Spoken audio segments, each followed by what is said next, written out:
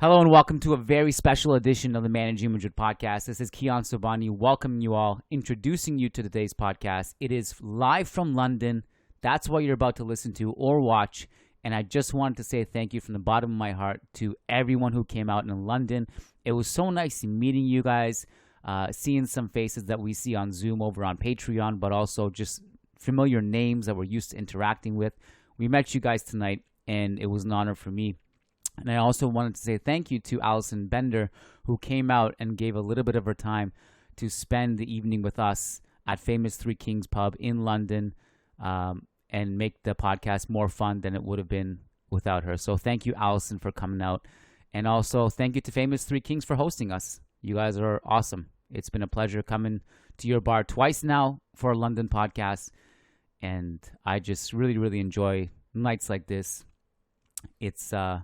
It's really special for me, and I can't express more gratitude. I can't really put it into words, but it means a lot to me to meet you guys, and means a lot for me to just have the ability as a profession to just meet you guys all around the world and talk football, talk Real Madrid, talk about passions and common interests and the love we have for this club. So thank you, everybody, who come out.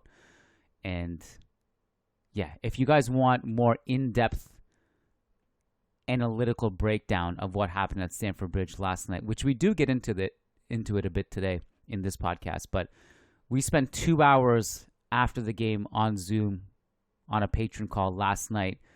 I came back from Stamford Bridge high on life, and I tried to relay that on Zoom, and that was a great podcast too. So if you want access to that, that's over on patreon.com/managingmadrid, and you can access it there. Make sure you're a part of that, because my God, are you missing some timely content if you're not on Patreon. We do almost everything over on Patreon now. We do 2 free shows a week, one weekday and then one weekend, but the rest are all on Patreon, and you got to get in on that action, okay?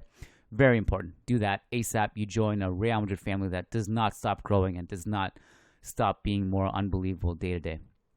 Get in on that action, all right? Thanks, guys. And here is today's podcast, live from London. Let's go. Hello and welcome to the Managing Madrid Podcast. It is Thursday. No, it's Wednesday. Man, my schedule is messed up. Wednesday, April 19th. We are one day after Real Madrid beat We beat Chelsea in the Champions League 2-0, 4-0 on aggregate. And we are here in front of a live audience in London. Can you guys make some noise? Top of your lungs. Joining me, Kiyan Sobhani, on this stage of sorts, it's a table with chairs, is Alison Bender, former of Real Madrid TV, Chelsea TV. I don't know if it's formerly or kind of also for Chelsea TV still. Yeah, kind of currently as well now. Welcome. Yeah. How are you doing? I mean, I could be better if Chelsea had managed to get through. I mean, I'm great, but it was such a magical night. It's always such a privilege to be at Stamford Bridge under the lights. And, you know, I'm a bit emotionally deflated, I have to say, because I really did have this strange belief that we might be able to do something special. And I know Real Madrid's qualities, I know how good you are. But, you know, Lampard had a plan, he had a tactical plan, and it did work for a fair bit of time. But we just kind of ran out of time in the end. And, of course, you know, you have such quality players. Each one of those front three scared me. But, yeah, I'm good. And it's great to be here, so thanks. We've, you know, followed you a long time on Twitter, and it's good to finally be a recording. Yeah, I mean, we did one virtual podcast maybe last year or sometime during the pandemic. I can't remember. Yeah, I think you're right. But I think like you're a really awesome guest to have on the show because you have the Real Madrid and Chelsea perspective. You work for Real Madrid TV and you're a Chelsea fan. So I'm curious. We'll talk about Stamford Bridge and the experience you had last night and kind of the mood in Chelsea, the mood at Real Madrid, and also maybe some moving forward. We're going to take some questions and answers from the audience. But I'm also just curious to speak to you about your time at Real Madrid TV. Yeah. I think it's fascinating because you were at Real Madrid TV when I was a kid, and it was the beginning of something really special because Real Madrid TV had an era in English that lasted, I don't know, maybe almost 2 decades, I would say, rough timeline. And everyone who kind of, quote unquote, graduated from Real Madrid TV went on to just be doing amazing things. It felt like a big stepping stone. This mic is going crazy. It's okay. Fine. Yeah, so maybe it was like a family. It was really nice, like seeing everyone going on and doing their thing. Should we sort the mic out? No, it's just off. We don't need it. Okay, we don't need it. We don't need it. It was a really magical time. Like, let me take you back then, 2004, and it was really surreal because I wanted to be a TV presenter, but I was actually a producer at the time. Yeah. And I was working for a news channel in London, and I was working really hard, and I was kind of underappreciated, overworked, and I kept seeing all the presenters like coming in and basically reading the words that I'd written them, and I was thinking like, man, will someone give me a chance?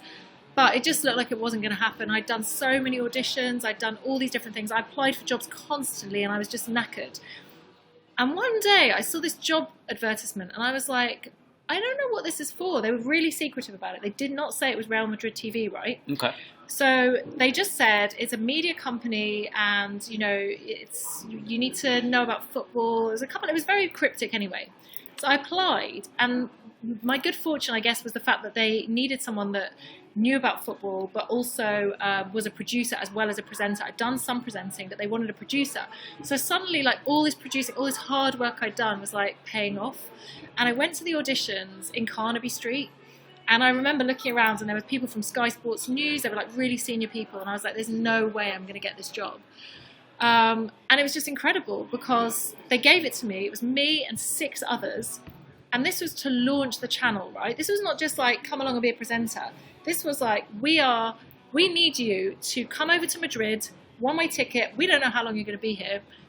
Just come and launch a channel in English. So we already have a Spanish channel. You can kind of copy it. But we want an English version. So I rock up with all my staff at this hotel in Madrid. I meet my team, the people I'm going to spend the next like couple of years with. And I was like, how the heck are we going to do this? Like, we were young, we were kind of inexperienced. And we just started and we just immersed ourselves. We went to training every day. We went, to every single press conference. We were really lucky because Florentino Perez at the time threw so much money at it. He was like, you can come any away trip, you can come on the same private jet as the players. You can stay in the hotel. You have full access to them. I didn't speak Spanish. So I was like, okay, who have I got? Thomas Gravesen, David Beckham, Michael Owen. Right, we'll start there, and then I'll learn some Spanish, and maybe one day we'll get to Zidane and Raul and Roberto Carlos and all these legends. And it was just the most magical time. I mean, it would be a dream to be there now because almost everybody speaks English, I think. Yeah. I don't think there's anybody that, not as perfectly, but certainly the whole team can basically get by with English. But why don't you think it's a shame that they didn't continue this? Imagine if you had that for this era now. I mean, you guys would consume that, right? If you had just a team like that, English every day. Yeah. The Spanish version of Real Madrid TV is pretty strong right now. Yeah. But the English, it's a kind of a shame. It's such a shame. And I always think it was a channel for complete obsessives, because the stuff we used to do was kind of nuts, because we'd do the same thing every day. We'd turn up to training and we'd literally say, these are the guys who are in training, and we'd read out the list. And we sort of thought it's kind of boring, but it was still so fascinating because it's, it was the Galacticos. We weren't allowed to call them Galacticos, by the way. For some reason, Florentino Perez hated that term. Interesting. Yeah. I never really actually found out who coined the term. Must have been one of the Spanish papers. Yeah, it must have been it was probably Marco or Ras or whoever it was. But he said it was an absolutely banned word on the channel. We couldn't use it. Oh, interesting. Yeah, and it's funny because every time I did any other media, they'd always ask me about the Galacticos, and I was like, yeah, but I can't say that word.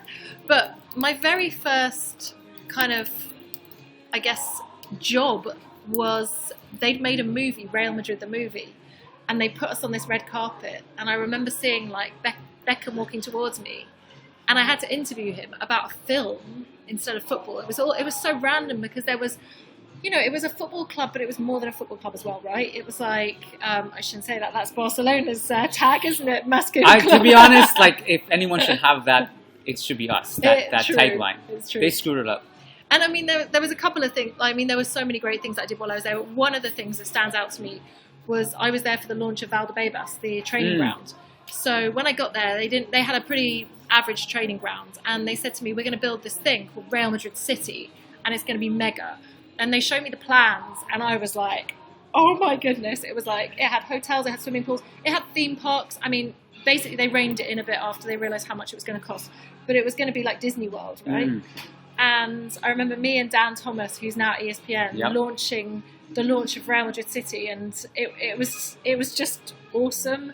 So then, nowadays you see training grounds like that, but back in the day, that was the first kind of next level training ground.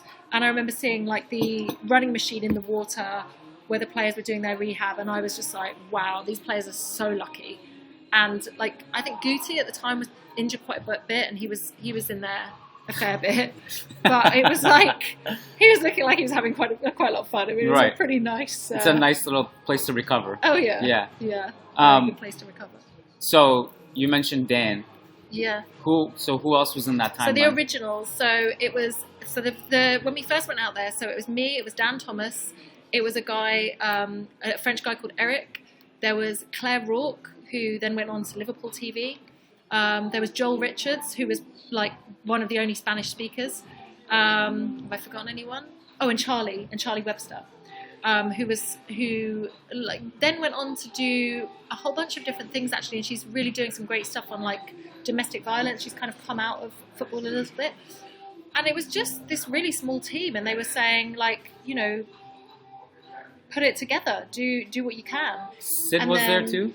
Yeah, so Sid, so I always remember I went to one of the games at the Bernabeu, and I was like, right, we need a chat show, so we need some journalists. So I was like, right, but how do I know which journalists speak English? Because I can't speak Spanish. So I just remember being in the press box and like an earwigging. And, you know, over at half time at the bar, I suddenly heard an English voice, and I was like, oh, and it was Sid Lowe, and I pounced on him, and I was like, hey, my name's Alison, we've just set up this channel, will you be on the channel? And he was like, yeah, sure, hey, meet my buddies. So he introduced me to Pete Jensen. There was Eric, who was writing for The Sun at the time, then he turned to an agent. Who else was there? There was Frédéric Homel from L'Équipe, who just spoke about Zidane. It was hilarious because we had this chat show like every day, and Hermel would just come and literally talk about Zidane. But there was enough. I mean, it's weird. There was enough every day to talk about Real Madrid, because we had Real Madrid Castilla, we had the basketball as well. And we had the training ground show, we had the chat show, Extra Time.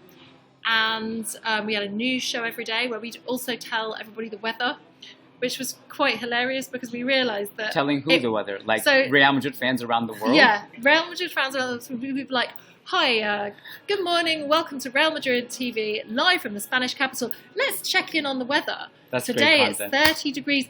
And I remember this weather graphic coming up, and I remember having a chat with Dan. And I was like, that's great. Dan, do we really need to do this every day? Because it's basically 40 degrees and sunny every day. And no one cares. So, yeah. That's super fascinating. Okay, so I need stories. So many. So our mutual friend Kay Murray. Yeah. Kay, if you're listening, what's up? She has a Real Madrid diary. So every so often she comes on the podcast. She was in like the Phil Kittredge era. Exactly, of straight people. after me. So just to put the Kay era in context, so Kay contacted me actually, and I knew Kay from my time in England before we'd worked together. And Kay was like, I really would like to come and work for Real Madrid. And I was like, look, we don't have any jobs right now. I was like, we need writers desperately, but we don't have any presenting jobs. Kay was like, give me a job, and I don't care if I'm never on camera. I will write for you. I'll come in and I'll write for you. And I always say this about Kay. Oh my goodness, that girl worked so hard. She came along to Real Madrid TV with no promise of ever being on camera, of ever reporting. She wrote our scripts every day, so the presenters, we'd like go out and do all the stuff that she prepared for us. She went to training every day, reporting on every single medical condition and issue. And one day, as always happens, there was an opportunity, and she grasped it with both hands, became an absolutely brilliant presenter and reporter, was fantastic on social media as well, and just completely made that role her own. Yeah. But I just love the fact that she didn't just come in because I'm only wanting to be a presenter. And I think there's a lesson to be learned from that. There's a lot of young people that contact me who want to get into presenting, and I say to them, like, doing the hard yards is so important. So then Kay and I lived together in Seoul, right in the centre of Madrid, in a gorgeous little flat for a couple of years. For a couple of months. But then I got a job in England, so I left. And I was really sad, actually. I didn't want to leave Real Madrid at all. But when the job came up, I just kind of had to take it. So then sort of Kay continued this amazing legacy that we'd started, and some more people came on board. And yeah, it was just really nice to like see this little channel that we'd built and watch it grow. And then sadly it is no more, but oh my goodness, the years were amazing. Reshmin came in as well, Reshmin Chowdhury. A few other names that you might be familiar with. Yeah, I mean, so she has stories from like the Mourinho era, which are fascinating, and players kicking balls at her in training and stuff like that and laughing. So your era also had, I mean, there's really no Real Madrid era that doesn't have drama. Yeah. I'd say like this era is probably the least dramatic era we had, because Carlo Ancelotti is so calm, and our leaders are Modric and Cruz, who are just people who don't make any fuss or any drama, right? So we have... it's the power of friendship is what we're called on Twitter. It's what's been kind of like going viral. The power of friendship. This is what beats everyone in the Champions League. No one has it except us. But your 2005 era, so you have plenty of stuff. Galacticos, Luxemburgo, the Brazilians, aging superstars. Like you had. So tell me. I need at least one. I'll give you some stories. One story. Yeah, I mean, so when I joined, Vanderlei Luxemburgo was manager, and it's funny because he's not like, the big name that everyone remembers. Actually, he was a nice guy, but I always remember very soon after we joined. Actually, there was this big emergency meeting at the Bernabeu, and nobody knew what was going on, and that was basically his sacking. And before we knew it, basically we would come to work under many different managers, Lopez Caro, Fabio Capello. Now Capello was a difficult man to work with, I have to say. I did not click with Capello at all. It's a tricky one, but he did not like Real Madrid TV being there. He didn't like girls being there watching training.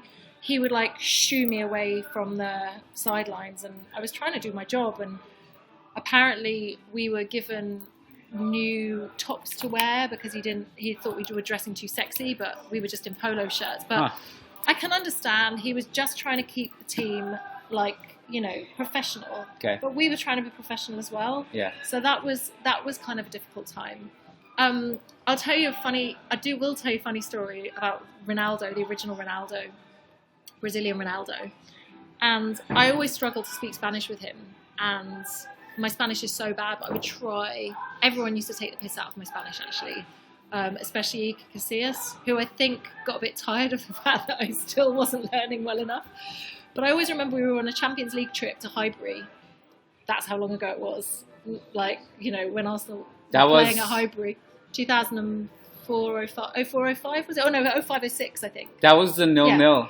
Exactly. One of the most entertaining 0-0s I can remember, but heartbreaking at the end. Exactly. Yeah, it was non-stop back and forth. It was non-stop, and at the end, it was nail-biting. Yeah. And the first leg at the Bernabeu, Thierry Henry had scored. Yep. And great goal. It was brilliant. I interviewed him in the mix zone, and I remember asking to speak to Theo Walcott, and they were like, "I'm sorry, he's too young. You can't speak to him." Like that's how long ago it was. But I remember we got off the plane. And Ronaldo just turned to me and he just went, "Can I swear on this podcast?" He just went, "Oh, your fucking country. It's always raining." And I looked at him and I was like, "You speak English?" And he was like, "Yeah." And I was like, "I have been trying for all this time to speak Spanish to you, and the whole time you speak English. And by the way, now I can interview you." Because I was like, I've got Gravesen, I've got Ronaldo, I've got Beckham, and I thought I only had 4 people that I could interview. So I was like, now you're on my list. So he kept it a secret the whole time. But he was a funny guy. He was a really good guy. He's like the top 5 all-time of players you want to hang out with. He was just great fun. And he often had the criticism that he was carrying a bit too much weight. And so there was a bit of humour surrounding that because I knew his nutritionist, a girl called Patricia, and everyone was like, "His nutritionist? What? Like, are you kidding me?" But actually what she said to me, and I believe it, was that he was the optimum weight for the way that he wanted to play, because he would have these like incredible bursts of like great runs and he would score a goal, but then the rest of the game he would just plod around the pitch, to be honest. But that's kind of how he operated, because he would like scare, like people just kind of thought, he's not doing much, and then suddenly he'd just come out of nowhere and score a goal. Yeah. So I think it just worked for him. But like there was Ronaldo after his injury and before. And before, he was an absolute freak. Like, he was a human blur. Like, we think of, like, Mbappe as athletic. But Ronaldo Nazario was just on another level of freak athleticism. Yeah. So the injury definitely didn't help. No, absolutely not. And that team of Brazilians that you talk about, it's funny, actually. I often wonder whether this was, like, a little bit, like, exclusive or perhaps even a bit racist. But the way that it worked in Madrid is that the Spanish players would train together.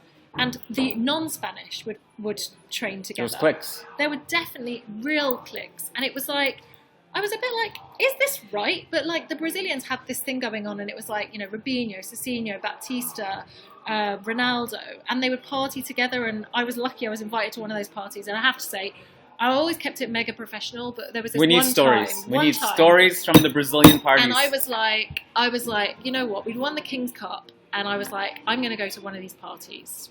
I'm going to keep it professional, but I'm going. And it was at Ronaldo's house. And I just remember walking in, and it was so surreal. He has like a golf pitch in his garden, like 3 holes of a golf course. I think I remember like a turtle crawling around in his garden. He had like a tortoise or a turtle. There was a massive picture of him and Nelson Mandela. Like, it was just surreal. And he was such a nice guy. And he goes, come in. Let Roberto Carlos make you a drink. And Roberto Carlos was behind the bar, like shaking cocktails. And I was like, okay, don't mind if I do. And then he was like, oh, and Robinho can teach you how to samba. And this actually was a time when I was really freaked out because Baptista was playing the drums. It was like a Brazilian party, right? Robinho was teaching me how to samba. And at one point, I totally stacked it and fell on top of Robinho.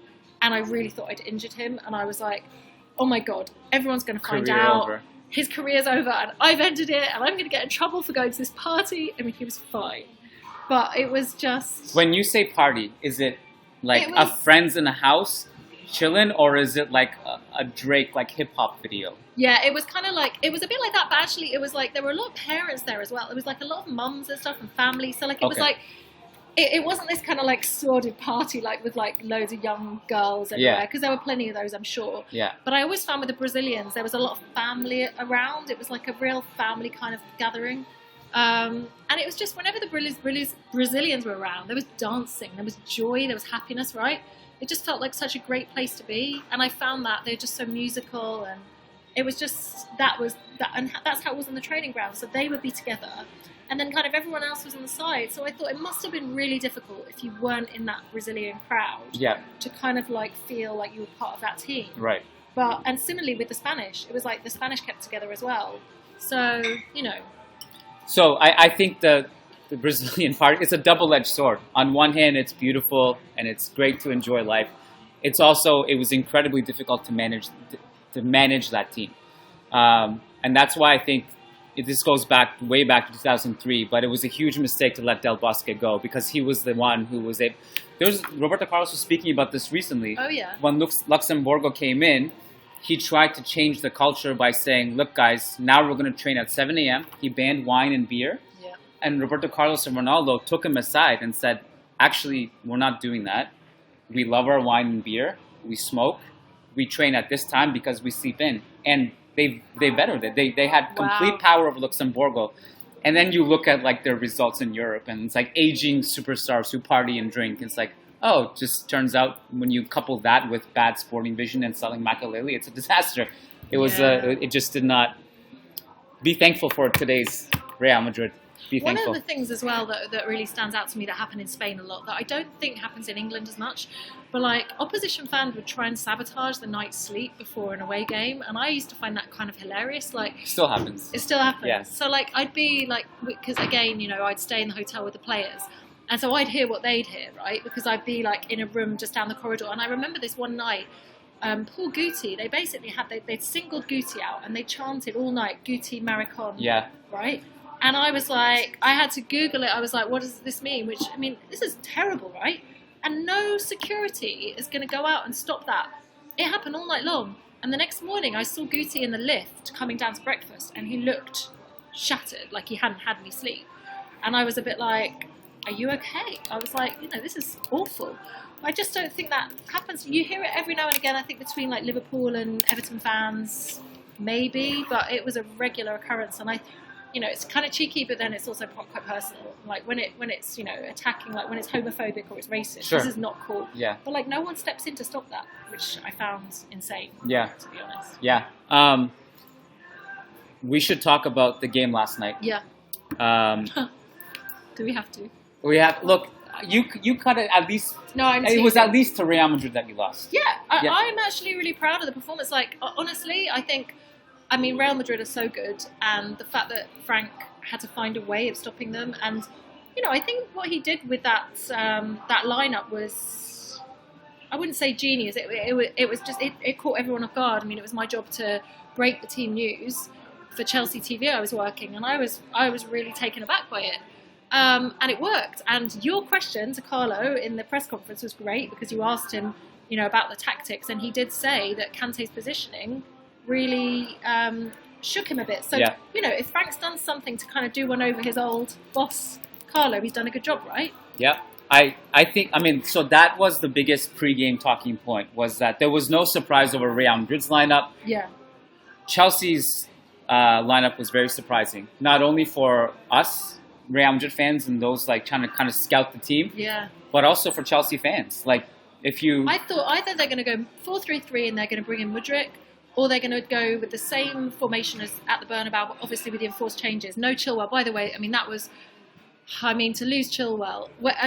Yeah. Reece James has not been great of late, but when Chilwell and James are like flying on the wings and doing really well, that team really works. Right. So to know that we had Cucurella, I knew always that might be a bit of a liability. Having said that, he made that incredible. Courtois made a save just before half time from him. I think, generally speaking, it was weird that Chelsea spent all this money and then we've got all these amazing players on the bench. So wow, Joao Felix, who's been pretty decent, was on the bench, and him and Sterling had been up front for the first leg, which. Well, it wasn't great, but you know what? Last night was just summarising Chelsea's season. We have our chances, we can't finish them off. But I was surprised about Kai Havertz, I have to say, because I was reporting for the Chelsea-Liverpool game, and I interviewed Kai Havertz after the game, and he looked like someone who was really shot of confidence. And I've seen him like that before under Tuchel, in fact, and asked him kind of what's going wrong. Is it lack of confidence, lack of momentum?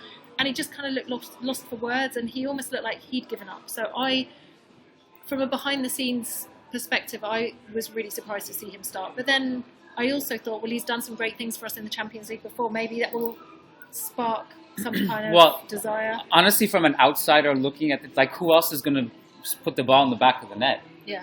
Like, Havertz is the leading goal scorer. So I have to ask, I need to understand this, because you mentioned the Cucurella chance. Yeah. All of Chelsea's best chances fell to Kante, Joao Felix, and Cucurella over 2 legs. Yeah. Which is a Real Madrid fan dream. Mason Mount without Rudiger. And then Mudryk had one last night at the very end, which the game was over, but it didn't matter. But and Conor Gallagher, he was offside. Yeah. Aubameyang was completely outcasted. Why? Yeah. Honestly, I can't give you any insight. I don't know any inside knowledge, but clearly he's just not part of it. He is not part of their thinking. He's not part of their plans, and there was almost no point. But how frustrating for a guy like him to be left off the list when you are the only, when there is no goals, no one's putting away goals, and you are a goal scorer. It's but Chelsea haven't had a goal scorer for a really long time. Didier, I miss him so much. Even people talk about Costa. He did have some decent times with us, but it's been a long time since Chelsea had a very clinical. It's been a bit of a curse. It has. Yeah. The number 9, even Tuchel laughed about it once. I asked him in his press conference, and he went, I don't want to give anyone the number 9. It's a curse. Yeah. So, yeah, it's tough times for Chelsea. What is Aubameyang doing now? Is he, training? Where is he? Is he in? I guess he is training, yeah. Weirdly, when I went to open training, I didn't see him the other day, but that was Champions League training, so I guess he's not he was in the inside. Champions League squad. He's not in the squad. Yeah. Maybe he was inside. But yeah, I think obviously there's going to be a mass clear out this summer. Be interesting to think. I think there's also going to be a lot of buying because we need a striker. Yeah. But it's a really weird time, and I want to say, I just wanted to see a bit of passion, and at least I did see some passion last night, actually, from the Chelsea players, and you needed to be. I saw Sid Lowe put a great quote out from Valverde that he said, from Ernesto Valverde, that as soon as you think you're about to beat Real Madrid, that's when you're about to lose to them. Yeah. And I just that's when they're most likely to score. I think yes, that was it, exactly. And I was like, wow, it's so true. And we found that last night. That happened last night. Yeah. Honestly, I felt that. So I was sitting there and I was like, I kid you not, I'm not making this up. I didn't say it because it could go wrong, but I really felt it. It was around the time when Chelsea had a lot of momentum. Yeah. They started the second half pretty strong. It was just around that time where Militao makes that challenge, and Lampard and everyone in the stadium thinks it's a red card, even though it's not. And then there's a few more challenges that Real Madrid are flying in. The crowd is getting really into it. You feel like there's getting maybe a little momentum here. And I was like, this is when they strike. This is when no one expects them to. They're going to score, and they did.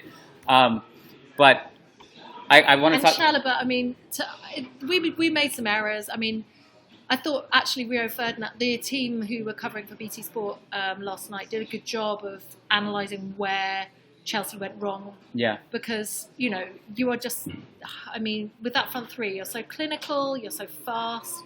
And I think, you know, he should have possibly gone a bit down the line rather than like try to, you know, make that sliding tackle, and then it was too late. It was game over. Yeah. But yeah, I mean, Rodrigo's impressed me so much, by the way. I know I listened to one of your recent posts, and you were talking about how he, you know, he can miss a few chances, but like how, you know, his dribbling and everything else is fine. And this was probably the game he needed, right? He unlocks so much space for Vinicius and Benzema, and I think that's the most underrated part of what he does. Is like, some people will just look at, oh, he missed this chance or he scored this chance, and that's the analysis. But really, it's so much deeper because he gets the team into goal-scoring positions. Like, I made this point out last time we did a podcast for our patrons. Maybe some of you listened to it. There was a lot of praise. Who was it? Maybe one of our listeners brought up the fact that I think it was Rio Ferdinand who was talking about Vinicius' composure in the pass to Rodrigo. Yeah, he did. Yeah. And honestly, like, if Rodrigo's not even on the field, Vinicius may just shoot that, because he doesn't have that option. Rodrigo's just making constant movements off the ball to get, and Vinicius this season so far, so much of this season has been alone, like in attack. Yeah. Benzema's been missing so much time with injury, and he hasn't been in his best form for a lot of the season. It's just been on Vinicius, and then he gets criticized for everything that goes wrong in attack when the entire attack is just him. I feel this three works so well. It worked well together. And Valverde is just something else. Amazing. I mean, that pass was unbelievable. Yeah. You got to take your hat off, and that's the thing. It's almost like one of those things where you kind of have to say, okay, fair play, beaten by the better side, even though I'm absolutely gutted. But yeah. Yeah. So this is interesting because as I was leaving the stadium, a couple really drunk Chelsea fans approached me, and they were the friendliest people. They were so nice. They were like, hey, can you put us on your YouTube channel? We want to talk about Chelsea. I was like, yeah, sure. So I took my iPhone down. We started videoing. They were like, man, we don't think we're going to be back for another 5-6 years. We're in so much trouble. Like, and I was like, no, I think it's going to be a quicker turnaround. Don't worry. Like, you guys got a lot of money. Like, if you just make some better decisions, maybe it'll be faster. What's the cycle like, do you think, for Chelsea? I think it's quicker than that. I mean, and that's the thing, like, you know, we've been really bad not that long ago, and then, you know, came back and win the league, came back and win the Champions League. Like, I do think the Americans have got it wrong, I have to say. Bowley and co. I think that they obviously know business and they obviously know football, but I think Premier League football and Chelsea are a very different beast. Like, and you know, similarly speaking, Real Madrid, you know what it's like as a club. It's so different, right? I just don't think you can have. What they've done is let me put it this way. As a reporter, I get to go to football grounds all the time, and I get to go to training camps. And the second I walk into a training ground, and same at Real Madrid, you can walk through the door, and within a minute, you can tell what kind of run they're on. It is almost seeped into the walls. It's like the security guard's face says it. The chefs, every single person in that football club, right? And so when you go and mess with that, for example, if you come in and you fire a lot of people, so like, you know, Todd Bowley has come in and you know, for whatever reason they want to put their own mark on it, I get that. But there's a lot of people that have lost their jobs, like medical staff, like the pitch, the groundsmen have gone. Yeah, I've been speaking to a lot of the Chelsea guys, and when I'm at Chelsea, that everyone's a bit deflated because it's like our mates have gone and we don't know how long we're going to be here. Like, nobody knows when their job is. And some of these people have been at Chelsea for like 20 years. You know those people, like, you've got them at Real Madrid as well, they're part of the furniture, right? Yeah. And those guys that you just that know the security DNA guard you always say hi to. Exactly. Yeah. And suddenly those guys are being axed left, right and centre. And that does, it does rub off on the players. And For sure. as soon as you have a defeat, you just, this kind of like just cloud descends on the training ground and you can just feel it. And they just need some of that feeling back. I mean, I don't know if you saw the Thiago Silva quotes. I thought they were, oh my gosh. I mean, he was so brutally honest and they were brilliant quotes. But he just said, we keep sacking managers, but I'm sorry, some of these players need to take responsibility. He was almost in tears. He's like, this is probably my last 38 years old, last Champions League game. And to kind of go out, we did go out with a whimper in the end. I think we started strong. And I always just said, like, I just don't want to go out with a whimper. And I kind of think we did in the end. And I think that's really... But he called out, I mean, he was speaking about the dressing room, how no one was taking responsibility, everyone's pointing at each other. There are some pretty strong quotes. I imagine it's Brazilian media. But fair play, because I think sometimes it needs to be said. So what you're speaking to is also to tie Real Madrid into this. Yeah. It's about culture. Yeah. You, I think, were at Chelsea TV when Ancelotti was there. Yeah. What was that? What was that like? Carlo is a phenomenal human, and I think you've noticed this at Real Madrid lately. He's brought a sense of calm, right? He's the opposite of arrogant. Like, he should be arrogant for what he's achieved, but because he knows he's got nothing to prove to anyone, he just has this calm about him where he almost like he won't even say something is down to him. Like, he'll be like, oh well, he'll put it to the players, right? He doesn't need the praise. I found him just the most wonderful human. I just loved being around him, and I'm going to tell you a story that I think epitomises what Carlo is like. But when I was at Chelsea TV, I was allowed to go into the canteen and sit around and speak to the players and everything. And I did feel a bit sorry for Carlo one day because he was sat on his own, and I thought, I'm going to go and sit next to him. I was like, he didn't know the whole team by that point. We get chatting, and I said to him, you're Italian. My sister is, she's a singer, and she's singing in an Italian restaurant tonight. It's just down the road. And he was like, oh yeah, what's the name of the restaurant? I said, it's called Pagliaccios. And he was like, oh, that sounds good. And I said, you should come. And then I totally panicked. I was like, I cannot believe I've just asked Carlo to come watch my sister sing. This is so embarrassing. And then I was like, no, don't worry. You invited him to come. I invited him to come. And I was like, no, don't come. And he was like, no, I will. And he goes, what time? And I was like, 8 o'clock. And he goes, I'll be there. And I was like, of course he's not going to be there, right? So I didn't tell anyone. And my dad's a big Chelsea. You know how this story's going to end, right? So my dad's a big Chelsea fan. And I arrive at Pagliaccios to watch my sister sing. And my dad was like, oh, I'm going to sit with my mates over on that table. And I was like, oh, okay, I'm going to sit right here. Kind of thinking, I wonder if Carlo really is going to arrive. Anyway, bang on 8 o'clock, Carlo and Bruno Demichelis, his number 2, walk in the door. My dad is like, Carlo Ancelotti's just walked in. And then Carlo comes right over to me and sits down. He's like, hey, Alison. My dad couldn't believe it. And he's just like a man of his word, do you know what I mean? Like, I got to try this next time I see him. It was amazing. I got to think of something good to invite him to. But he loves food. So if you read his autobiography, it's littered with puns about food. I have to read it. It's really funny, actually, because he was saying, like, he was giving some player a dressing down. I forget who it was now. And he said, all I could think about was a sausage on a fork. And I know, like, you often wonder, like, when he's watching the game, if he's just thinking about food, because he's a passionate Italian. But I just love the fact that there's more to him than just football as well. He's great. I just think he's a really great guy. And whenever I've asked him for interviews, he's been very good with his time. He's a special leader. Like, truly, like, I think, just all things aside from the incredible resume he has, and also the underrated tactician that he is, because, everyone looks at him as just the man manager, right? Yeah. I think in last night's press conference, it was clear that he made real tactical adjustments. Like, we switched Fede and more. Wasn't that great though? Like, that seems like a simple adjustment, but it's not actually. And not many managers do that in game. You don't see that. Like, okay, this is a problem. How are we going to rectify this straight away? Yeah. Yeah. Did that well. Yeah.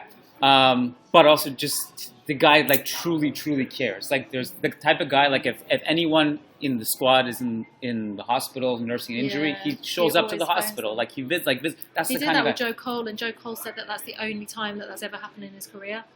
Where a manager, he said he phoned me right before I went in for my surgery, and then the second I came out.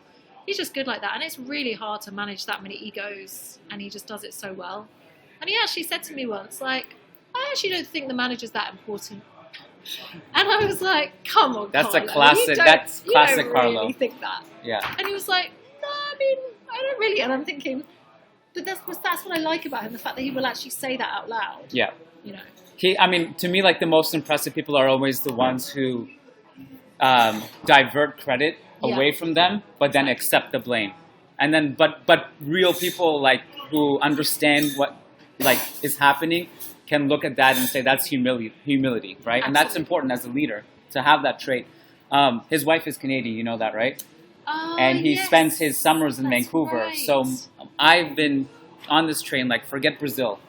We need you, Canada World Cup 2026. Yeah. It's on Canadian soil. Just come here. Could he? Yeah, he won't, but that's my dream. I would like to also just share Stamford Bridge experience. Did anyone here go to the game last night? One person? Okay. Were you with the away fans? Where did you sit? I was in the box. Oh, okay. Oh, nice. Did you have a good time? Yeah. Were you going crazy, or was it like, yeah. Were there many Real Madrid fans around you? No. No? Okay. All Chelsea. All Chelsea fans, yeah. So this is, I really like Stamford Bridge. Yeah, I noticed you said it was one of your favourite away. I mean, I'm curious because I'm so used to it. But what do you like about Stamford Bridge? Does it feel kind of old to you? Like, because the Bernabeu is such a magical stadium, right? Yeah. Don't get me wrong. There's nowhere in the world I'd rather be on a Champions League night than the Bernabeu. Yeah. But I think there's an intimacy to the bridge. Yeah. And maybe some English stadiums in general, because I went to Anfield for the first time. Oh, yeah. And amazing. it kind of had that. Yeah. But the cool thing about Stamford Bridge is that, like, you're right on the field. Yeah. And so the vantage point is completely different, because in the Bernabeu, you might as well be in a hot air balloon looking down from space. So it's so true. And with the renovations, they put the journalists even higher than it used to be. Oh, wow. So you're really like up in the rafters almost. I've sat in the highest seat at the Bernabeu once. So usually I was in the press box, but for some reason, I don't know why, I'd actually bought a ticket. And it was the last ticket, like, at the top. It was so high. Yeah. And you can actually see out the back, and you can see onto the screen. That's kind of onto scary. the street, and it's yeah, really I'd be scary. scared of. I'm scared of heights. I'd get scared. Yeah. But not only that, I used to love watching the ultras as well. That was such fun. But that area seems to be covered up at the moment in Bernabeu, right? for the renovations, I can't wait till that blue tarp is gone, because it looks so bad, because the players go to celebrate there and there's just a banner. It's a shame. Like if we that had used that. to be the diehards. That's where Rodrigo scored the brace against City. Could you imagine if the crowd was just there? That'd be so special. But that's such a shame. When's that going to be gone then? I don't know. Eduardo, one of the people who comes on the podcast, he's been associate at Real Madrid. He said, like, they got to figure something out. It's the Champions League. Just temporarily put something there. Like, figure it out. Totally. The renovations are so great. But not only did they put the journalists higher, they took away the one last free thing they were giving journalists, which was coffee. And then now it's a coffee vending machine, which you have to pay for your coffee. So think of that experience going from that to Stamford Bridge. There's like there's like head chefs and like it's like a 5-star Michelin. Because when I was back in the day when I was there, we used to get a little bag and it had like a bocadillo. And yeah, they only give it on Champions League nights because UEFA forces them to, and it's a bag of like there's like a container of pasta that's like mixed with mayonnaise and some old tuna, and like I always give it away. Like, you guys want to eat this? We do food well at the bridge. You always get like a nice spread. So last night it was like lasagna, a bit of salad, there was some salmon, there was some prawns. There was a build your own tiramisu section in the buffet. Anyways, I didn't mean to go there. What I meant to say is that the cool thing about Stamford Bridge is also that you were there too, but if you see it on TV, you'll see it. The away fans are right there, like on the ground. You can make a lot of noise as well as an away fan. And I do think that is really special. I don't know how Chelsea fans feel about this, so I'm curious to see your perspective. But one thing that I'm glad the Bernabeu does as a selfish Madridista is they put the away fans in a nook in like a little crevice that no one even knows they exist. So like unless like they're really loud and they're having an amazing night, you know, like for example, this was Ajax, the horror show that when they eliminated us and it felt like you were in Amsterdam, they took over the stadium. But unless it's a situation like that, you won't even know they exist. But I just wonder, can they put them anywhere else except like right there when Benzema goes and celebrates and it feels like you're in Madrid? Yeah, I know what you're saying. They do take over. And to be honest, we are a relatively quiet stadium at times. So it can seem like away fans can really dominate, definitely. I mean, yeah, like some of the, when you have like Manchester United or Liverpool, Real Madrid, like, you know, you can really make noise. I kind of like it because it gives the pull, like, I always think we respond to the chants, right? Yeah. So actually, I want opposition to be heard. It gives it a sense of occasion, right? And that is, to be honest, that's all I asked for last night. I said I wanted there to be a sense of occasion. I'd heard that the fans were going to come out before and do the big welcome for the buses. And I watched some of it. I don't know whether there was any like bad blood when the Real Madrid bus came. No, I don't think so. Okay, no, I actually was there when the bus came in. Okay, and it was all good. So it was supposed to be just like to get behind the team, and I'm really pleased we did that. Just to show some passion, because honestly, the game against Brighton Hove Albion, you've never seen Chelsea perform so badly. Like in the whole time I've been there, it's never been that bad. And I have a really bad feeling it's now going to continue to be bad to the end of the season. But I think that Real Madrid game, at least, we put in performance. So good. It's past 7, so we want to do Q&A now. Okay. So if you guys have a question, just raise your hand. We'll get to you. We have about 30 minutes to do this. Yeah, don't be shy. We already have a hand up. So yeah, just we're going to do this for 30 minutes. And that gives us a little buffer before people start coming in for the Champions League game. Okay? So, Avi, right? Avi. So continuing the talk about fans and where they place, I was just talking to the boys here as well. From what I've noticed about Madrid, and it might be contradicting with just what happened last season, is that Madrid tends to feel less, the team tends to feel less pressure when they're away, or they're in a different place. I feel our fans are not the greatest in terms of motivating players. Like I've seen people so the reference that I gave was, I've seen Liverpool have a very bad season. The fans still clap and they still play for them. I was just imagining if Madrid had this similar season, would the fans do the same thing? And I feel like the club would be destroyed then by the fans. So it's a good question, because it actually, you just transported me back to the Bernabeu, because I'd actually forgotten about the white hankies and the booing and the hissing. Yeah. Like, crikey, we don't really do that as much to our players. We do at the end of the game, we'll boo off the players, but in game, does that still happen a lot at Real Madrid then? I guess you've been playing so well, it's hard to know, right? It's hard to know. We haven't seen that in a long time. Yeah, when was the last time you had that kind of... When? Oh, Bale. Oh, Bale. Oh, poor old Bale. I was at that game. It was against Real Sociedad, the first game after the Wales Golf Madrid flag.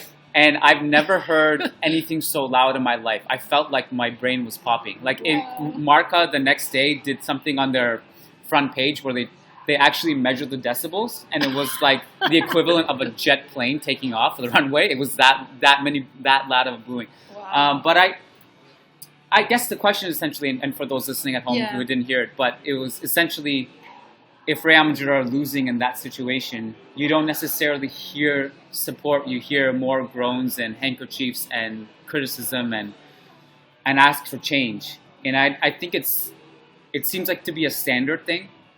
I feel like we're just more highly critical. Like, you were there in 2005, so you probably have a better answer to me. Like, I remember it being quite shocking to see like the team turning on the players while they're playing. Yeah. I just don't think that really happens as much in the Premier League.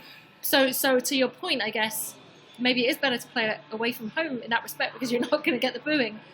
But I suppose it works both ways, because you're also going to get some incredible cheering. So it's a tricky one. But yeah, that did. Yeah, it was funny. I hadn't thought about that for a long time. And I always remember a really comedy one where the Ultras used to come up with some really fun stuff. And I remember there was one where they all had like blow up balls and lilos, and they were basically saying like, you guys are having a party, like you're on the beach already. And I thought that was quite like clever, just like, come on, book up your ideas. Yeah. So they have like those kind of things scheduled, don't they? Like Yeah. planned. I think context of how you lose matters. You know, I think if you're, let's say theoretically, you're giving your life on the field, you narrowly lose at the end. I would assume, and I don't really remember this happening in recent history, but okay, for example, the 2012 Bayern Munich penalty shootout loss, one of the most heartbreaking nights of our lives. You know, we were so close to getting to the final. We lose in the most cruel way possible. The Bernabeu at that moment was not angry at the team. It was just devastated. And, you know, but the Ajax loss was much different because of the way Ramos took an intentional yellow to miss the second leg. You had the team not performing well, getting blown away on the field, and not playing with much fight. And so the reaction was completely different. It was calling for Jose Mourinho at the end. And it was just, I think context matters for sure. But it is true that I think Real Madrid fans probably have a little bit more fickle in the stadium. Would you say? That's a fair statement, I think. Yeah, no, I think so. I mean, and it's a very different crowd, actually. That's another really interesting thing. There is a certain class about the Bernabeu, and it's like, there's a lot of an older generation as well, and you see like a husband and wife, like kind of almost like a little bit dressed up, and I don't know, it certainly was back then. I don't know how much that fan base has changed, but it felt like that real sense of occasion, and I would love like walking to the Bernabeu, just like just the streets. And by the way, you just reminded me of something I've got to remember. When you mentioned Ramos, I did his first ever interview when he first arrived at Real Madrid, and it's so weird to watch it. I almost feel like a proud mum because when he came to Bernabeu, he was a skinny kid. He was quite skinny, and he had this like long hair. You know, when someone's not very confident, they kind of like look down a bit. You can imagine you've got a teenage boy, and you're like, don't slouch. And he was like that, and he was, you know, a bit. But he just had this warm, generous face, and I remember thinking, like, what a nice guy. And to see him like blossom into the player that he's become, and clearly has worked hard in the gym to like beef up and stuff. Yeah. What a player. Yeah. So it's just, it is funny. Like, I do feel like Real Madrid is a little bit my baby, and I've seen so many of those players kind of come through. Well, and some of the Castilla as well. For sure. Yeah. Well, we were talking about that Arsenal game in 2006. Yeah. If you remember that first leg, the Henry goal. Yeah. I mean, that was the time where Ramos was criticized a lot. Like, think about, like, now we consider him, many of us consider him the greatest defender of all time. Yeah, he was, you're right, yeah. But this is a lesson in patience, being patient with the growth of players and not getting so mad at Vinicius or Rodrigo finishing chances. That period, Ramos, it was Thierry Henry, Ronaldinho, and Ramos was a meme of, like, he gets burned by these great players, but his growth was tremendous, for sure. And, like, I was skeptical, I remember, being his transition from right back to center back. Yeah. Because he was saying publicly, like, he wants to play center back. And I remember fans at that time were like, we don't want you there. Just stick to your right back. But, I mean, the growth is tremendous. Totally. Yeah, for sure. Yeah. Next question, Carlos. Alison, so in your time at Madrid, was usually during like 2005 era, what player surprised you personality-wise? Like, for example, what was Thomas Gravesen like? Oh, yeah. Good question. He was crazy. Well, not crazy. He was very... He's mad. Crazy. He's mad crazy. Come off the bench, and I think in one instance he got red carded quite quickly into the game for like a two-side tackle, something along those lines. Do you know, it is a really good question. I love Gravesen, but he is a bit mad. And he's like, you know, he's got that kind of Scandi, like, craziness about him. And I mean that in the loveliest possible way, because he was really good company. He was really good to talk to.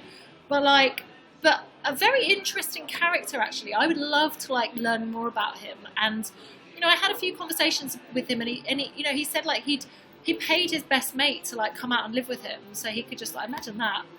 But just so he had, because, you know, it's difficult when you're setting up in a new place. And Jonathan Woodgate was another English-speaking guy who, you know, I got to know really well, and he was a really good guy, and actually very different from what his perception in the press was, right? Because, like, you know, he got in with a rough crowd, and, like, you know, he had some, like, off-field issues that kind of went with him. But I always remember the funniest and worst moment of my Real Madrid career was having to interview Jonathan Woodgate after his debut. Does anyone remember what happened on his debut? So, I mean, we'd been waiting for him for like over a year, maybe like 18 months to play. He was always injured, and I did feel for him. He was always in the gym. He learned really good Spanish because of it. And then he had this debut, and we were so excited. And then he basically scores an own goal and gets sent off. and I'm straight there with the microphone. And you can imagine, like, I'm quite young, I'm quite new. I'm wording it and rewording it and thinking, how on earth am I going to phrase this? And in the end, I just like kind of laughed and went, not the debut you would have hoped for. And then he just laughed, and he was actually really generous. Like, he could have been really arsey. There's some players that really, you can imagine with a debut like that, they'd have been straight in the dressing room, right? But he was nice, and he actually looked after me a bit. And a funny story, he said something to me once, and I can't believe I'm saying this in public, but Oh yeah. when he was eventually sold, I think it was very quick, and he wasn't expecting it. And he'd already paid like the rent on his house and his car. And he was like, this is really bad. Like, I don't like money to go to waste. He was like, do you want to stay in my house, and do you want my car? And I was like, what? And he was like, well, I've paid the rent on it. Like, you're welcome. It's got a pool, and, it's really nice. And I was just like, Jonathan, that's so sweet of you. But I was like, it's just, how's that going to look like to the club when I'm like suddenly like coming to your house? So I was like, it's really kind of you, but I'm going to stay in my crappy little flat in He probably Seoul. needed a better PR advisor for that, yeah. Well, the thing is, like, with Woodgate, I feel like a lot of people will rightfully like put him as like, when the question is, who are the worst transfers in Real Madrid history? He's usually like, I mean, now was Hazard, obviously, but like, he's always at the top of the list. But I like him. The It was story just keeps coming out, doesn't it? But with him, I thought it was just a lot of bad luck because he was a really good defender when we signed him, and then he would have actually theoretically solved a lot of our defensive issues because we had like no center backs at that time. But he was just unhealthy and unlucky, and when he played, he was just way out of rhythm and form that he couldn't do anything. A little bit unlucky there. I totally agree with you. Yeah. But yeah, nice question. There were some great characters actually, and I'm actually sad that my Spanish wasn't better to interact with some of the Spanish a bit more. Raúl was a lovely guy, and his English now is amazing. Raúl's. Yeah, it's better, isn't it? Yeah. So what a shame, because, and I always remember when he was injured, and I think he had like a really bad injury, like an ACL or something. He had his leg in a brace. And he helped carry my tripod, bless him, because I was struggling with this heavy tripod. And he was like, here, let me carry that. And I was like, no, you can't. But he was just like a nice guy. And it doesn't sound like a big thing, but it is actually for footballers. It's even a big thing for a footballer to say hi. Yeah. They see you every day, but a lot of them, I don't know if you've seen the viral content going around about the Arsenal players signing the shirts and not looking at the mascots, but that is what players are like. They have the headphones on, they've got the head down. So actually to have interaction is quite a rare thing, and it's a nice thing, and we appreciate it. Right, yeah. That's a question for that. Real Madrid shirt, good to see it. Good evening. Good evening. I have a question. How much control does a manager of Real Madrid have at any one time when a president like Florentino Perez? Good question. Do you want to repeat it for everyone? Yeah, so the question is, how much power does a Real Madrid manager have when Florentino Perez is the president, right? Yes. Essentially. You want to take it all the way back to Luxemburgo and... Yeah, I mean, it always just felt like Perez is the overriding power, right? I mean, he has so much say, but I never really got to know. I've never had that kind of relationship with the managers where I was able to have a conversation to find out whether their hands were tied. But all I do know is I have never seen a manager change so much as the Mourinho that I knew and loved from my time at Chelsea after he went to Real Madrid. And whatever happened, and he's always said one day he will open up about it a bit more.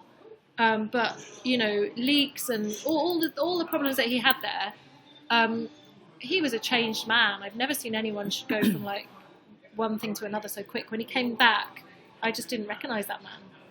What do you mean? I mean, he was a happy-go-lucky, he was a fun guy, he was a guy I got on with, and I feel like he was really burnt at Real Madrid, and I think that he didn't enjoy his time there, and I think he came back very suspicious. He didn't want to be, I'm not saying like Real Madrid ruined him,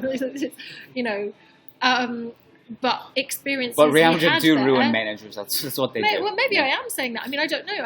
I'm literally being anecdotal because I know him so well. We had a really nice relationship, and I remember when he came back, he was so suspicious of all the media, and I was a bit like, dude, like we get on, right? I know you, and he was treating me like he'd never seen me, and it was just so weird. And even when he was at Inter, I remember I'd gone to do an interview. And as soon as I walked in the door, he was like, Alison, flung his arms around me, so great to see you. Oh, I didn't know it would be you doing the interview, you know. And so I was kind of expecting that same thing when he came back from Real Madrid. And he was literally like, and it was weird. So I don't know whether that's part of the Florentino or what, I don't know. Well, I think it's interesting because Mourinho himself, to me, actually changed that culture a little bit of power, because he was the first manager to actually come in and want control and power. I mean, all managers obviously want that, but he was the first guy who actually changed that culture. He got his signings. Yeah. He got what he wanted. Up until that point, no one had that power, and that was a huge culture change. All the way back to Luxemburgo, there's a story from Luxemburgo himself. There was one game just before he got sacked where he benched Ronaldo Nazario. Yeah. And Florentino comes in, I think it was around halftime, and says, why is Ronaldo on the bench? And Luxemburgo gave some tactful explanation, and he said, don't do that again. Ronaldo starts every game. And so that's what you're dealing with, right? I did hear stories like that. And like you say, that was confirmed by the man himself. Yeah. But I wonder whether that was just always with every manager. And there was there was Ramon Calderon at times as well while I was there as well. I got a bit of that. Oh, that's right. You got that. You got it that era too. Yeah. I think it probably differs from era to era as well. Mourinho, to me, had probably the most power in that department that I can remember. Zidane had it a little bit, but it seemed like by the time he left, it was clear that he had lost that, and he was frustrated with not having a say in a lot of these decisions. Ancelotti, it seems, is just like, here's your squad, you do just make it work. You have no say, just like that. And that's kind of been, that's why I'm always a little bit lenient with Ancelotti when he gets criticized, because, you know, he was given the squad he is. He has no backup striker. He has no other right back. He has no other left back, and he's trying to make it work. So I would say it probably differs from era to era, but I think generally speaking, they haven't had much power. And Mourinho and some of Zidane's tenure were the exception to me in that department. Can I just go back as well, Carlos, isn't it? Your question about personalities. The one person that really surprised me was Zidane, actually, in that, because he's such an amazing player. He's really like quite humble and almost like shy. And I don't know if you, I mean, I'm sure you've seen but I was at the Bernabeu for his final league game. And, I mean, he really didn't want it to be about him. He was straight down the tunnel. And I think it was David Beckham who actually dragged him back on the pitch and was like, no, you will have your standing ovation. And that still remains one of my most magical nights, because everyone had like a white banner saying, I think it Merci Zidane maybe, or maybe it was Gracias, I can't remember, but they were all holding them up. And Gracias por todos. And literally the Real Madrid TV, Celia, reporter was like booing because she'd like known him for years, and it was like so emotional. But I know that he's been linked with a lot of like English clubs, and I think that he kind of said no to Chelsea because of the communication thing. But I do think he does want an English club at some point.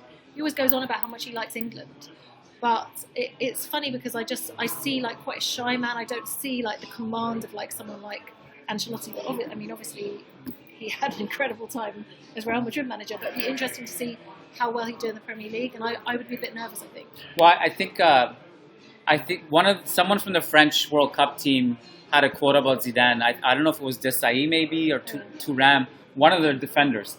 He said that Zidane almost never speaks, but when he does, the whole room is quiet. Yeah. Everybody listens to what he has to say because it's always something great. Important, right? Yeah, that's true. That's back to your question too.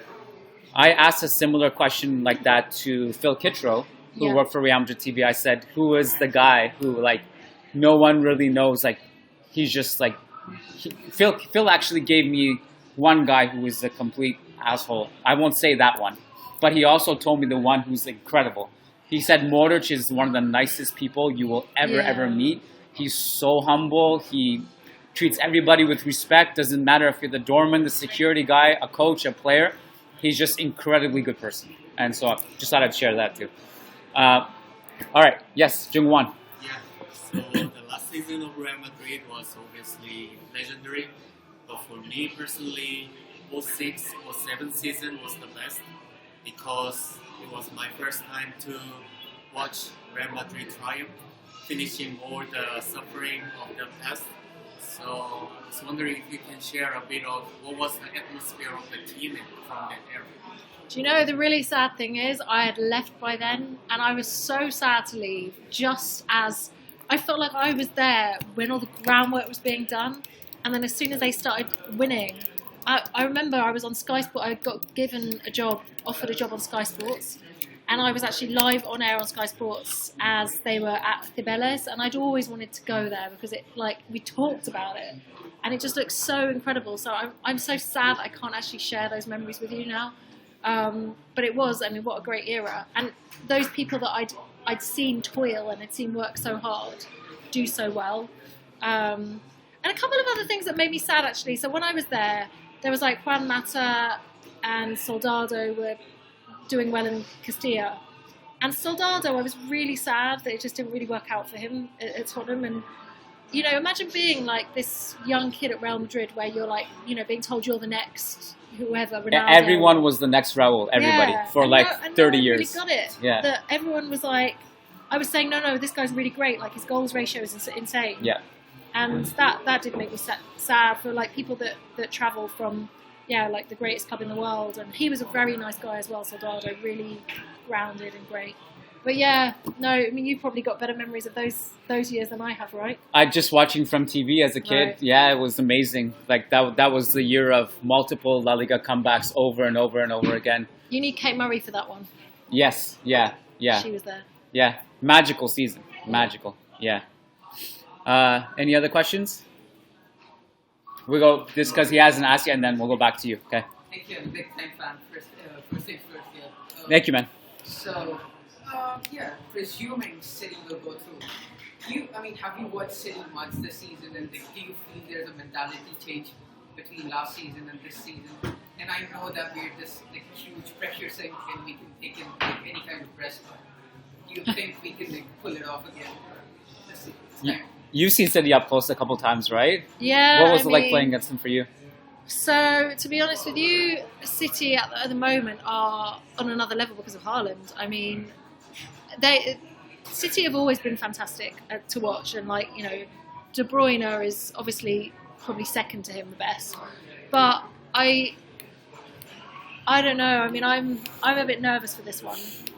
I'm not sure. Okay. Yeah, I mean, I think you're right to be. I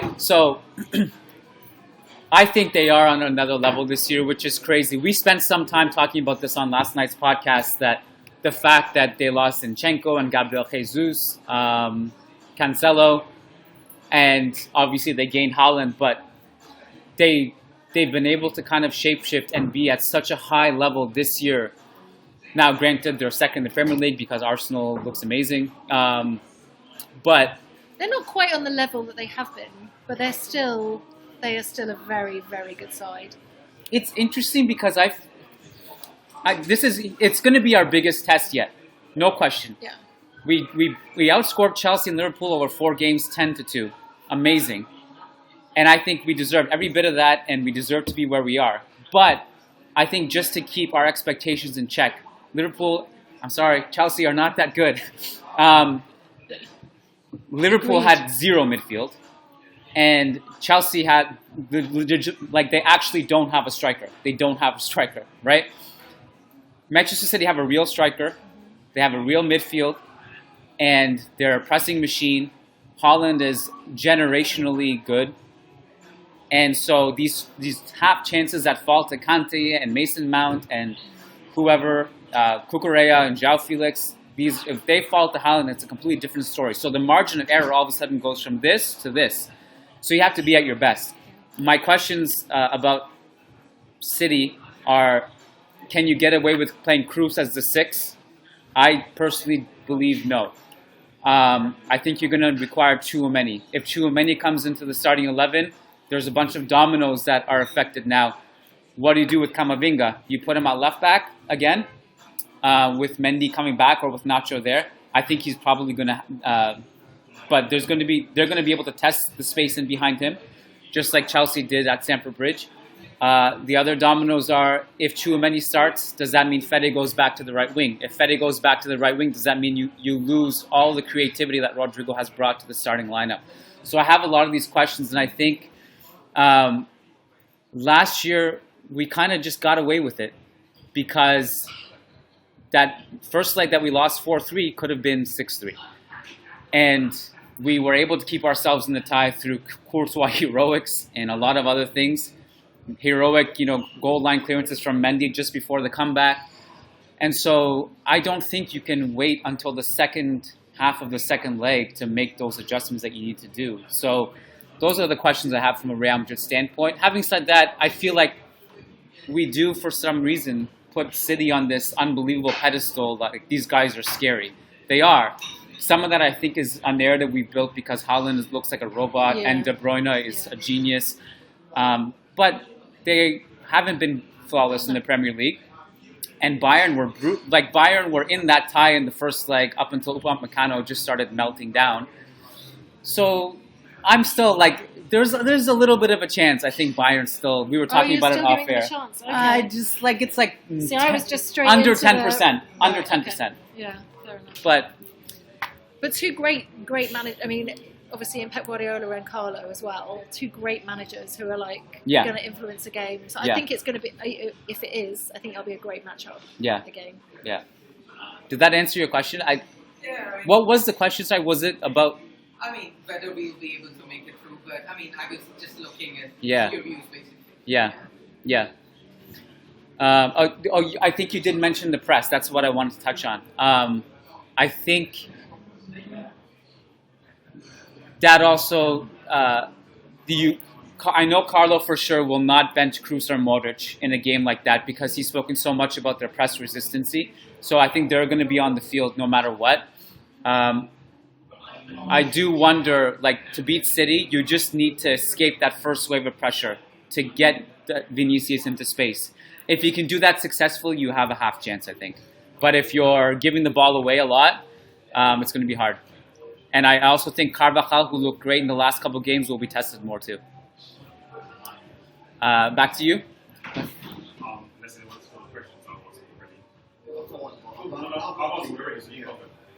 Hey, man. Okay, for those that have not met me, my name is Kane. Just a quick question. Going back to the point you both made about the dynamics of some Real Madrid players. I just wonder from your perspective, you both, whether we are undervaluing the quality and in quotes the greatness of our players. Now, to my mind, this is a great time to be alive as a Real Madrid fan. Yes, yeah. And a lot of people talk about what it takes to make it as an athlete, what it takes to make it as a footballer, particularly footballer at the top, in the top division. Now, let's put all of that in context and look at what it means to be a footballer in Real Madrid. From your experience, I'm inside covering Real Madrid all these years. Are we really as fans appreciating these guys? Yes, sometimes the attitude may not be right. But when you consider the pressure, everything that goes on with me at the very, very top. Unless I'm missing something, Real Madrid seems to be the very, very top. Obviously, there are other clubs that play there. Now and again, different tactics, whatever. But are we not appreciating these guys enough? You and I know if we get a job at the very top of our profession. What I want to say, one of the things Real Madrid carries with it a certain kind of allure to every footballer I've ever met. So I interview footballers all the time, Premier League footballers.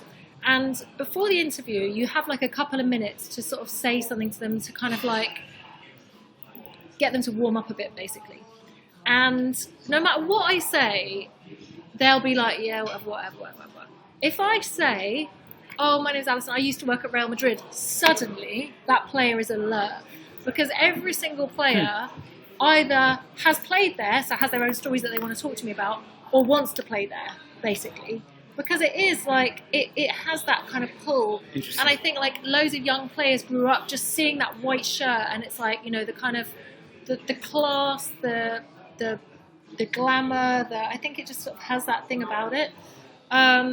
So your question, is Real Madrid appreciated, do you think, by universally or by fans or by their own fans? I think we as Real Madrid fans, we really appreciated what it takes for these guys to have made it to this point. And basically, it's a body back performance. Are we going too hard? Are we? I think football fans are. Yeah, I mean, football fans are hard, but they demand a lot from their side. But at the end of the day, football is nothing without its fans. I mean, I was reporting during COVID, and I mean, what a great experiment to see how awful football was without fans. Oh, it was dismal. I was in stadiums, and like you can just hear the four walls echoing. The players were doing really stupid things, and even they realised that was a really good wake-up call. And I think, so I think it goes both ways. I think the fans have to appreciate the players, but the players absolutely have to appreciate those fans as well. I love this question because it makes us talk about gratitude, which is something I think we should have. Real Madrid have been in the Champions League 11 of the last 13 seasons. We've been in 11 Champions League semifinals. Tell me any other club who can say they've enjoyed that success. Wow. That is insane. And we can talk about, Real Madrid standards are higher. We spend a lot of money. No, people who have spent money are Manchester City, PSG, Chelsea. I think it's remarkable what we've done. So I was talking to, I forget who it was on the podcast. We were talking about it. It's not just football. You guys maybe follow some other sports. Maybe you know better than me, but I can only speak from a basketball perspective. Real Madrid has got to be the most successful sports team. I don't think it's not just football. I don't think any other sports fan in the world can say they enjoy as much success as we do following this team. And in some ways, I think that actually makes us a little bit spoiled because. And speaking of which, actually, sorry to butt in, but the whole Florentino Perez thing, and to give him his dues, he's the guy who always gets a marquee signing, right? But makes a really big deal of it. So when I was there, you'd sign someone and they would put up a big thing in the Bernabeu. They'd come and they'd say some few words. They do some keepy-uppies and everyone would come to watch. Premier League footballers think that's insane, by the way. They're like... They don't do that? No. Nothing like that. So they're like, what? Like, fans come just to watch them do, like, some keepy-uppies and, like, sign the shirt. And I'm like, oh, yeah, it's a big deal. Like, they'll have, like, a whole stand. But that is special. It should be the way that you're welcomed. And, but I do like how Florentino. I know it's a lot about getting votes and staying at the top. But those big marquee signings was always that thing. Like it's like fantasy football, isn't it? If you support Real Madrid, you're going to get someone exciting to watch year after year. That's never really going to stop, and it hasn't ever stopped consistently. Yeah. And then of course you've got that incredible history as well. When you've got the Di Stefano, the Puskas, and that just is. That little thing bubbling behind just makes you feel proud that it's not just a club that sprung up out of nowhere. So I think that counts. History counts, right? For sure. Yeah. I'll add one more point. I think we should have gratitude for the specific group of players we have right now. I think it's going back to the power of friendship, the meme. It's a really, really likable group of players. Like it's really, really easy to root for these guys. And in my opinion, be more lenient towards the growing pains and the mistakes they might make on the field. Because it's just there's no prima donnas. We were... Yeah, that's true. We mentioned, I don't know if we mentioned it, but the 2006 era, we had people like Antonio Cassano.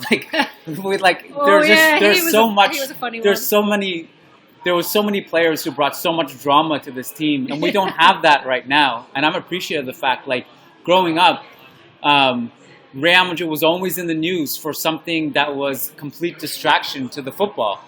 We haven't had distractions, I would say, really until Zidane. When Zidane came, he was great at that too. We're going to focus on football. Yeah. It wasn't always like that, as you know. Yeah.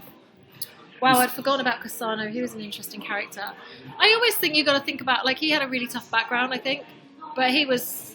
You've been keeping up with his quotes lately? No, I haven't. Every day he just wakes up and talks shit about Mourinho. I don't know what's going on. Yeah, really, really some scathing words. I need to follow him. I don't know why. I don't think they've actually ever worked together, have they? I think it's just because he wants them out of Roma for whatever reason. I don't even know what's going on. Yeah. Crazy. All right. Any more questions? Yes. So, the June signing, potential June signing, how much do you think Madrid's intention goes further than the sporting project? Considering that Madrid has always been the biggest club from signings, financial power, and that's definitely not the case. And the Premier League, as an entity, and obviously its clubs, are moving far apart. So right now it's basically like Madrid and the Premier League, and the rest of the world is below. And you hardly ever see English, and we know what England is to Europe, the Premier League is to the rest of football. You never really see an English player, obviously, going out. They look down, it's obviously, you have that whole bias and all that stuff. With Jude moving to Madrid, that could change, bring a massive change in dynamics. He's touted as the next captain already of England. He's touted as the biggest thing ever going to go to England. Obviously, Yeah, good point. Very good point. What's your view? So I'm not sure if I understand the question fully, but I'll give an answer and you tell me if that makes sense with what you're asking. I think Bellingham is already one of the best midfielders in the world, and I think he has a really, really bright future. And I think from a Real Madrid perspective, he fits in the new young and dynamic midfielders who can press, who can defend, who can attack, who can create chances, who can do a bit of everything modern football.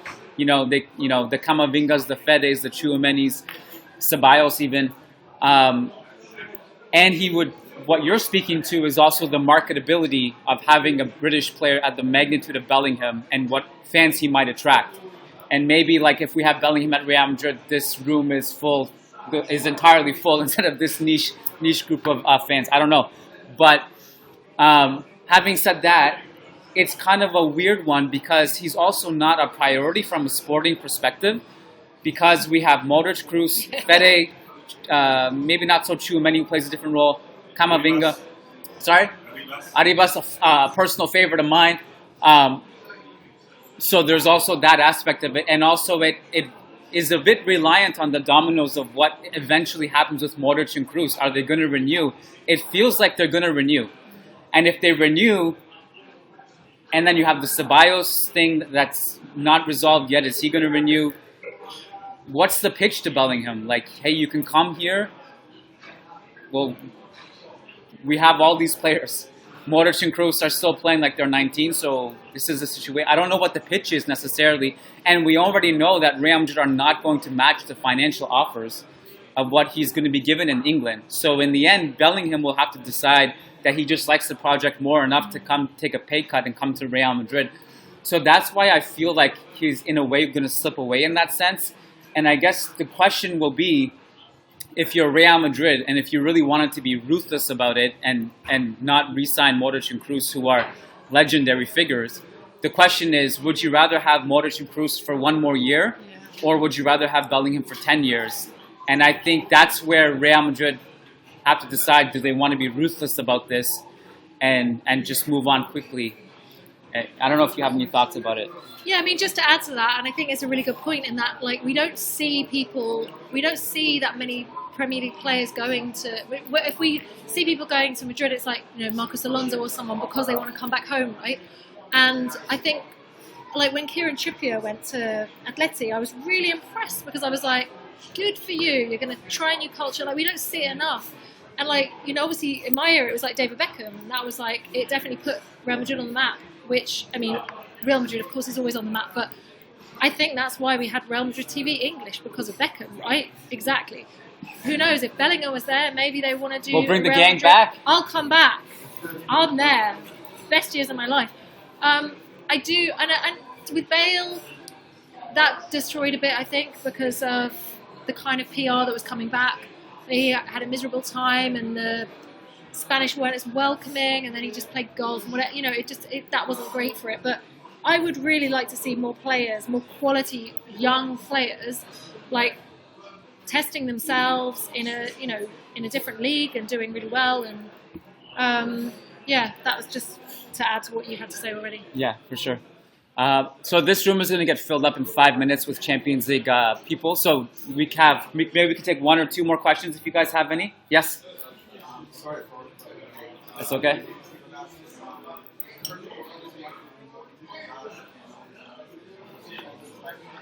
Thank you. I'm not sure whether you covered this before, but since we've been talking much better now, Rego's now is off. So my question is regarding Diaz. What is the plan for him? What do you think will happen eventually get into the final match? And the effect, preference for staying at Milan, or how much Great question. So the question was, Asensio's playing really well. Brahim Diaz, could he come back? Also, like, how cool would a Real Madrid AC Milan Champions League final be? Oh, yeah, that would be a hell Carlo of a story. well. Yeah, for Carlo as well. My opinion, I've watched a lot of Brahim Diaz. He started off great at Milan. For whatever reason, there was a period, I think, last season, midway through, when he got COVID. After that, he never hit the form he was before that. I don't know, whatever reason that is scientifically, long COVID or whatever, I don't know, but he still has good games here and there. He'll have goals and assists, but he didn't quite get to that level that we had hoped he would reach when he was first at Milan. I personally rate Asensio higher. If it came down to Asensio or Brahim, I would rather have Asensio. And if you listen to the podcast and you know me, you know I don't rate Asensio that highly. But I do rate Asensio higher than Brahim. Asensio has more pedigree, he's more established, he's a better scorer. And if he has a role off the bench, I trust him more than Brahim. As you know, I would rather just give the keys to Arribas and let him cook. But I don't know how much the club is valuing Sergio Arribas at this point, unfortunately, as great as he looks. So I would lean toward, I don't know what the club will do, no idea. It also depends on what Asensio accepts. We all know Jorge Mendes is his agent. He's going to ask for money, whether he deserves a big salary or not. That's not for me to decide. But so it depends on what the club will do. From a financial standpoint, Brahim is a little bit more easier to digest. He's a smaller contract. You would bring him back for free. So it also depends on what Asensio decides to do as well. So, yeah. I have a question for you. So just as I was coming into this podcast and I'm scrolling through, did I see a tweet linking Arteta to Real Madrid, which seemed like the weirdest thing ever? Rio Ferdinand sparked it. Yeah. So what's the deal with that? He said, I don't know if it was on what was that thing that you were on? BT. Oh, it was probably BT Sport. Something like there was another thing you mentioned that you were doing work for. Sky Sports. No, not Sky Sports. Something. Sports. 5 something. 5 Live. BBC 5 Live. Maybe, I don't know. And he was on. I don't think it was any of I work those. for too many people. Doesn't matter. He was on. He was on last night. Yeah. Maybe it was today. That would have been BT Sport, I'd imagine, and the Champions League coverage. I don't know if it was last night or today, actually. Okay. I'm sorry. I'm really not informed. But I saw the quote. Yeah. The quote was, he said, the word on the street. He kept on saying in the streets, I've been hearing that Real Madrid and Carlo Ancelotti may split this summer and that Arteta wants to join Real Madrid and Real Madrid want Arteta. That was his own words. And so because... Would you want that? I mean, let's assume that Carlo is gone as your next manager. I mean, I'm guessing Nagelsmann or... I don't know. The thing is, I'm really We want Enrique, by the way. Luis Enrique at Chelsea. Makes sense for you guys. I'm kind of bad at answering these manager questions because I'm so on the fence about this. I rate a lot of these managers highly, but I don't necessarily rate their fit at Real Madrid highly. Because, like, think about the Arteta growth at Arsenal. He would have been, if he was at Real Madrid, he would have been sacked. Yeah, latest after the end of the first season. He wouldn't have been able to endure the patience needed to now have the success he's having at Arsenal now. Just feels a bit soon for him. That's why I was like, it just didn't seem like a Real Madrid manager to me at all. That's why it like stood out. I mean, if he came off the back of winning the league with Arsenal, obviously, you know, highly experienced in that respect. But I always think Real Madrid is something for like a later on in your career. Like, you know, it's perfect for Carlo. That's why I think that's a really good fit. Or an up and coming like legend from Castilla like Zidane, possibly Raul. Yeah. But like, I think with Arteta, I rate him highly, but he has a system, right? The benefit, some people see it as a weakness. I think it's a benefit of Carlo is that he's malleable tactically and adjustable. if Arteta wants to come play one way or the highway, it may take a long time for the team to have that chemistry and to figure it out over a long period, right? And I think at Real Madrid, that's why they've never really cared about quote-unquote tacticians. Like, you come in with a great tactical pitch, Real Madrid would be like, yeah, we don't care about that. Just, can you manage this superstar? Can you just keep the harmony? Okay, you're hired. Like, that's... obviously, we spoke about earlier, Ancelotti's underrated tactician as well, but I think that's my concern even about Nagelsmann, a coach I really like. Tuchel, I think, is a genius. I've always had that concern with these guys who are such genius tacticians, whether they can be given the patience needed and even the signings that are needed to play the way they want to play. Yeah. Oh, yeah, Poch. Another one that I think Pochettino was much higher on like a few years ago. I kind of was like, I don't know whether it's fair or unfair to him. I don't think he was able to get the PSG dressing room to buy in to what he wanted to do. Well, I think it's a different philosophy of PSG to Real Madrid. Possibly. Unless you start signing those PSG stars.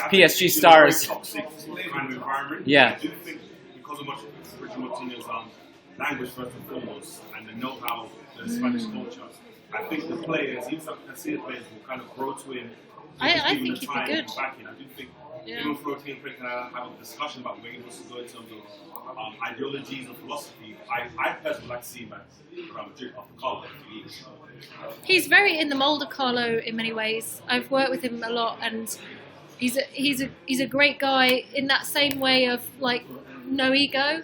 And you'd expect him to have more of an ego because he hasn't won in the way that Carlo has. But he's a very good manager. He's calm. I actually think when we're talking about managers and fitting, I see him as a fit for Real Madrid based on my knowledge of Real Madrid and based on my knowledge of him. So, yeah. What's your Twitter? Oh, okay. So my Twitter notifications are a mess. So but I think the players love him. The players love him. I think that's super important. He does kind of fit in where Carlo was when we signed him. Whereas, like, it's been a few years since we've seen a successful version of, like, Carlo when we signed him.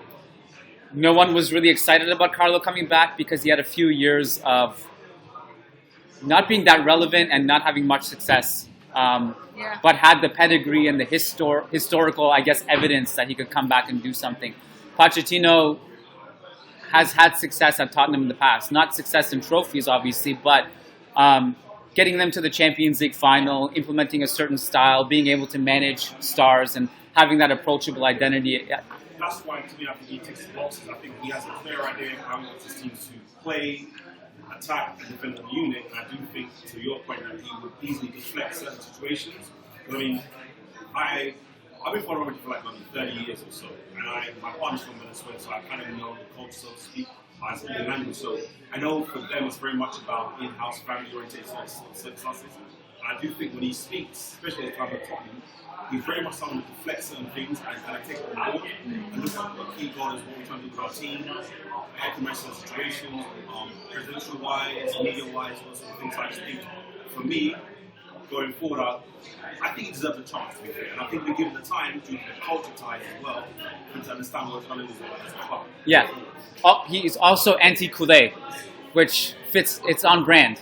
Yeah. To make sure that we have like kind of like not entirely Madridista, but someone who resonates with Real Madrid more than Barcelona. It's an interesting name to keep an eye on. Guys, we're going to wrap it here just to give us 10 minutes before the game starts if you want to drink and hang out, order food or whatever you want to do.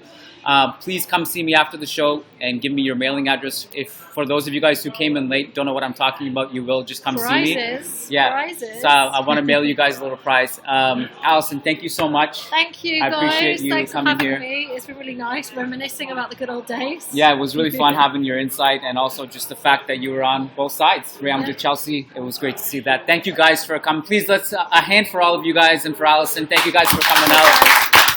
It was a pleasure.